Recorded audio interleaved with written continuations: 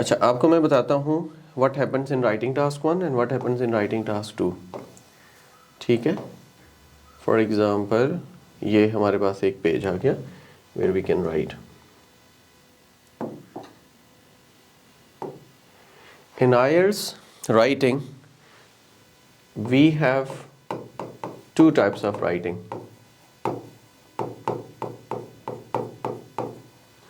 We call it writing task 1 and writing task 2. When we talk about writing task 1 and writing task 2, here in academic and general training, writing task 1 differs. Academic writing task 1 is different, general training writing task 1 is something else. But in writing task 2, it is same. आपका academic है ना? Yes, sir. Okay. In academic writing task 1, you will be getting line graph like this. It is going to be line graph. Okay. This is bar chart. Then we have pie chart. Apart from that, we have table. Okay. Then there is a process diagram. First of all, after that, later on, then like this. Then there is a comparison between two maps. ये आपके पास आते हैं writing task के अंदर. These are the different tasks. इनमें से या तो आपको मिलेगा line graph, you can have bar chart, you can have pie chart, you can have table, या फिर आपके पास आ जाएगा प्रोसेस डायग्राम, या फिर आपके पास कंपैरिजन बिटवीन टू मैप्स। इस तरीके से आपके पास डिफरेंट राइटिंग टास्क आ जाते हैं। अब होता क्या है यहाँ पे कि हमारे पास इनमें से कोई भी एक चीज़ आ सकती है। ठीक है, you will be writing 150 words in writing task 1 and 250 words in writing task 2। अब मैं आपको राइटिंग टास्क 1 की एक एग्जांपल दिखाता हूँ। This is going to be a question. This is writing task. You should spend 20 minutes on this task. कितने minutes? 20 minutes. 20 minutes you are getting here and you have to write 150 words. Okay? But when it comes to explain, तो आपने सबसे पहले इस part को rephrase करना होता है। You have to rephrase the question. ठीक, जब हम इसको rephrase कर लेते हैं तो rephrase करने के बाद आपने इसको यूं करना होता है कि overview देना होता है। This is first point. Second point is overview. And third point is explanation.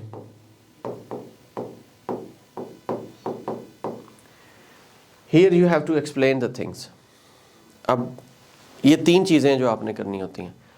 और if you want to write summary तो फिर आप ओवरव्यू को छोड़ के समरी लिख सकते हैं eight the and. Overview and summary वो दोनों सेम ही चीज़ें होती हैं।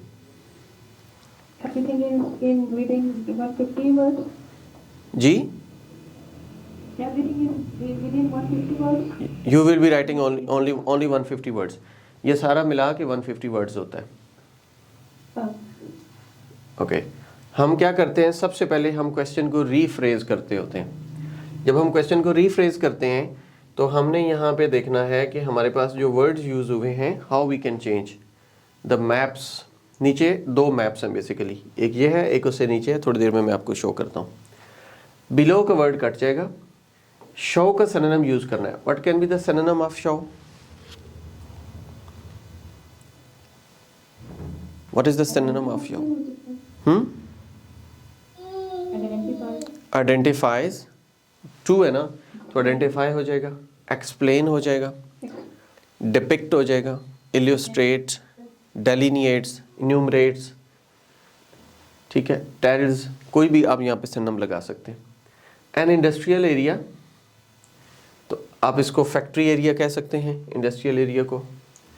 इन द टाउन, टाउन का इन एन अर्बन एरिया कह सकते हैं. Of Norbiton it's a place and planned future development of the side and how it is going to be after development. तो ये इसका आपने रीफ्रेज करना है. First of all you have to rephrase है. जब रीफ्रेज कंप्लीट हो जाता है तो फिर हम इसको एक्सप्लेन करते हैं. अब एक्सप्लेन करने के लिए हमें ये सबसे पहले देखना होता है कि ये इंडस्ट्रियल एरिया पहले कैसे था, बाद में कैसे था. ये जो सेकंड पार्ट है इट इज़ आफ्टर डेवलपमेंट, और ये जो पार्ट है आपके पास पहले वाला इट इज़ बिफोर डेवलपमेंट. ठीक है. अब बिफोर डेवलपमेंट में हमारे पास क्या है, we have like this is Norbiton industrial area. Now Norbiton industrial area that is planned. ये रिवर देखें आपके पास जा रहा है, this is river on the north. अगर तो ये चीज़ बनी है तो वेल एंड गुड, नहीं बनी तो आपने फौरन से पहले you have to draw it like north, south, east and west. ये सबसे पहले बना लेना होता है. अगर बना है तो वेल एंड गुड, नहीं बना तो फौरन से बना लेंगे.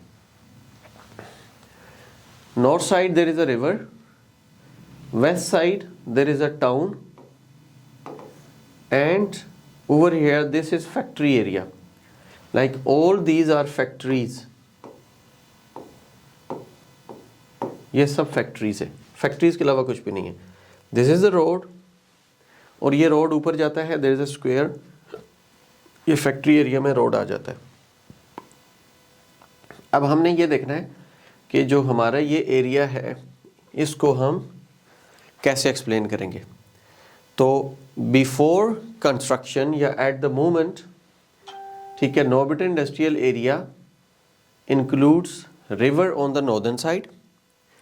On the west side of the factory area there is a town, whereas factories are scattered on the different part, ठीक है, around the square and on the east side. अब हमने इसको एक्सप्लेन करना है जो आफ्टर जो प्लान्ड है ना, what is going to be happen here. यहाँ पे क्या होने वाला है, तो यहाँ पे हमने ये देखना है, जैसे कि आपके पास है प्लान्ड फ्यूचर डेवलपमेंट, राइट. अब प्लान्ड फ्यूचर डेवलपमेंट में you have town on the west side. River जो है earlier there was a river, ऊपर वाले खाते में यहाँ पे उन्होंने रिवर को क्रॉस करके ब्रिज बना के और ये फार्म लैंड बना दिया. There is a farm land on the north side of the factory. यहाँ पे फैक्ट्रीज थी तो उन्होंने ये फैक्ट्रीज 3 थी इधर, एक यहाँ पे, 2 उधर ले गए, and they have constructed shops, medical centre, playground and school. कुछ फैक्ट्रीज इधर से कम करके उन्होंने क्या किया है, बल्कि फैक्ट्रीज तो सारी खत्म हो गई है ना. This is housing now, these are not factories, these are housing. So factories have been replaced with housing, shops, medical centre, plant, school.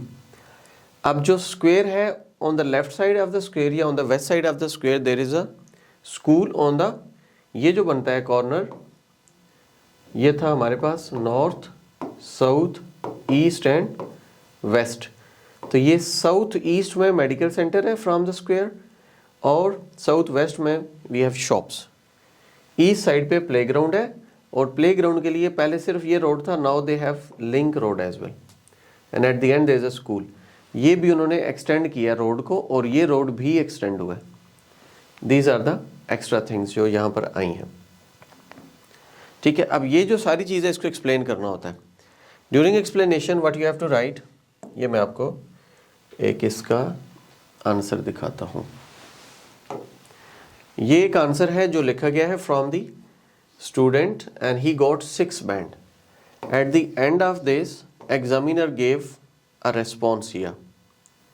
ठीक है, ये एग्जामिनर का रिव्यू है, वो भी हम पढ़ेंगे, और हमने ये भी पढ़ना है. चलें.